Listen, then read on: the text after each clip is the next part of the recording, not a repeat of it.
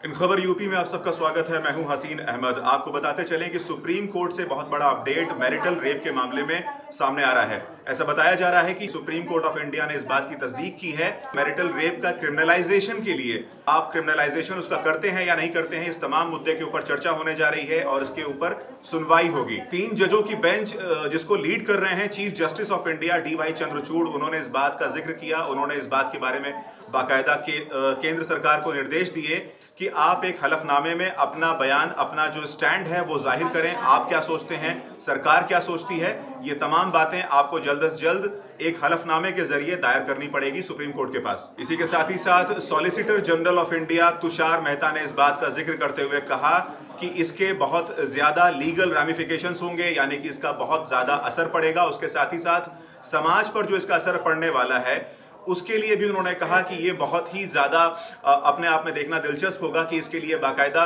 क्या आगे संभावनाएं बन सकती हैं। उन्होंने ये भी कहा कि केंद्र सरकार ने 2 से 3 महीना पहले ही राज्यों को, जितनी भी तमाम राज्य सरकारें हैं, उनको इस मामले में बाकायदा उनसे अपनी राय मांगी और उन्होंने उनके विचार जो भी थे वो उनसे मांगे कि आप इस बारे में क्या सोचते हैं, राज्य सरकार का इस पूरे मामले में क्या सोचना है। सबसे पहले आपसे बात कर ली जाए कि मैरिटल रेप होता क्या है। अगर आपके किसी के साथ संबंध है, अगर आपने किसी के साथ वैवाहिक संबंध स्थापित किए हैं या आप किसी को डेट कर रहे हैं, ऐसी दोनों सूरतों में अगर आपके साथ सेक्सुअल एक्ट वायलेंस के साथ होता है तो ये एक किस्म का रेप माना जाएगा। इसे भी आपके साथ ज्यादती ही मानी जाएगी और इसके लिए बाकायदा कानून में प्रावधान है और ये गैर कानूनी है। चाहे आपने शादी की हो या आप किसी को डेट कर रहे हो, दोनों ही सूरतों में इसे अपराध माना जाता है, लिहाजा इसमें बाकायदा सजा है।